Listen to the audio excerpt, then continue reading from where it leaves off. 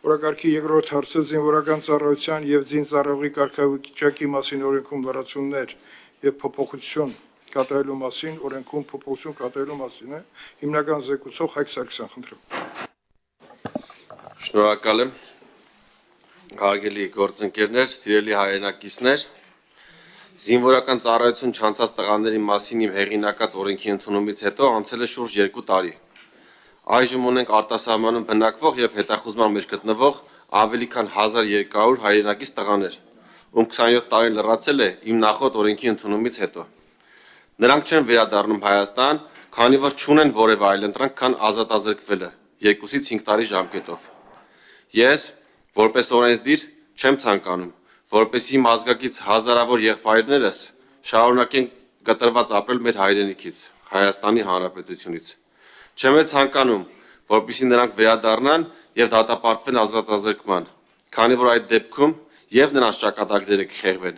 եւ մեր պետությունը ոչինչ չշահելով հսկայական վնասներ կկրի։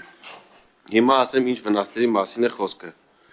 Քրեակատարողական հիմնարկում մեկ անձի պահման միջինացված ամսական ուղղակի եւ անուղղակի ծախսերը կազմում են 437.900 դրամ։ Եթե վերադարձող անձին դատապարտվեն ազատազրկման 3 տարի ժամկետով, ապա պետությունը նրանցից ամեն մեկի պահման վրա պետք է ծախսի 15.764.400 դրամ։ Այսինքն, եթե բոլոր 1200-ն ինքնական վերադառնան եւ դատապարտվեն, պետությունը միայն նրանց անազատության մեջ պահելու համար պետք է ծախսի շուրջ 19 միլիարդ դրամ։ Իմ այս օրենքով ես առաջարկում եմ լուծել այս հարցը մեկընդմիշտ, որպեսզի եւ մեր տղաները շահեն, եւ պետությունը։ Նախագծով 27-ից 37 տարեկան քաղաքացիները կարող են ազատվել քրեական պատասխանատվությունից կամովին վերադառնալով Հայաստանի Հանրապետություն եւ ընտրելով նշված 5 տարբերակներից մեկը։ Առաջին՝ ծառայել 24 ամիս ժամկետով։ Երկրորդ՝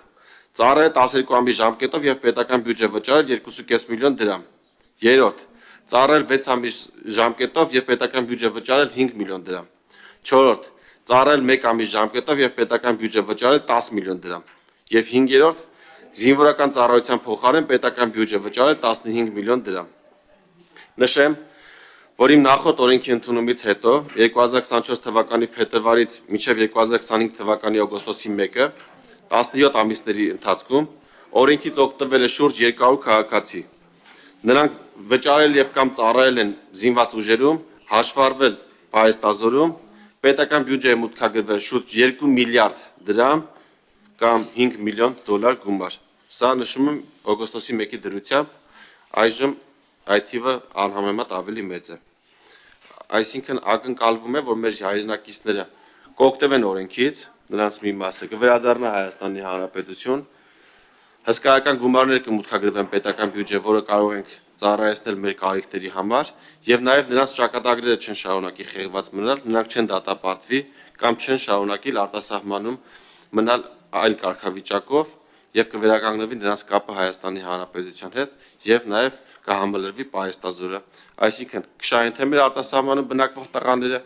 թե նրանց ընտանիքի անդամները, ովքեր կտրված են շատ հաճախ նրանցից եւ կշահի մեր պետությունը, քանի որ նաեւ կկրճատվեն հետախուզվող անձանց հայտնաբերման, պահման, դատապարտման ուղղությամբ ծախսվող հսկայական գումարները, որ այժմ ծախսում ենք ոստիկանության, դատախազության, քննչական կոմիտեի, պրոբացիայի ծառայության, դատարանների եւ այլ պետական կառույցների աշխատակիցների այս ուղղությամբ տարվող աշխատանքների ուղղությամբ։ Եթե կլինեն հարցեր, ես պատասխան։ Հարցեր հիմնական զեկուցողին Վահագ Ալեքսանյան, Գեգամ Մանուկյան, դուք ինչ։ Դուք բանից նիստից հետո հարցեր կտեք։ Շնորհակալություն, պարոն Սարգսյան, ուղղակի ականջս ցակեց, որ տարբերակներից առաջինը 24 ամիս ծառայելն է, մենք 24 ամիս ծառայությունը ժամկետայինների համար դարձրել ենք 18 ամիս։ Չէ, նկատի ունեմ հիմա կարողած տեղել է հենց պետք միանգամից այդ բառակապակցությունը 24 ամիսը դարձնել 18 ամիս, թե իրանց համար հենց 24 ամիսը պետքա մնա։ Այսինքն այս հարցը էլի հասցեագրենք։ Պարոն Սիմոնյան, հարցը շատ հետաքրքիր էր, հենց իրավական տեսանկյունից դուք մեզ պետքա ճիշտ լուծումներ առաջարկեք, հիմա քննարկենք։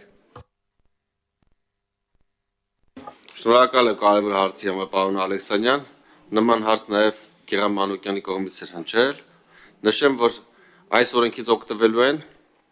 1999 թվականին ծնված, 2000 թվականին ծնված մեր տղաները։ Նրանք եթե ըստ ընթացակարգի գնային ծառայության, պետք է ծառայության մեկնեին 2018 թվականին կամ 2019 թվականին եւ այդ ընթացքում պարտադիր զինվորական ծառայության ժամկետը եղել է 24 ամիս։ Այսինքն ենթադրաբար նրանց հասակակիցները գնացել են եւ ծառայել են 24 ամիս ժամկետով եւ նրանք քանի որ այս ընթացքում 9 տարի 10 տարի բաց են թողել եւ մենք նրանց հիմա տալիս ենք ծառայությամբ իրենց հայրենիքի պարտքը փակելու հնարավորություն, կարծում եմ որ պետք է տանք նույն ժամկետով ծառայել են նրանց հասակակիցները։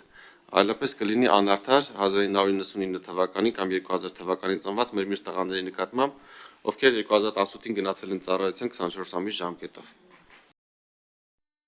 Հավանիր տեսանյութը եւ բաժանորդագրվիչ նորությունները բաց չթողնելու համար։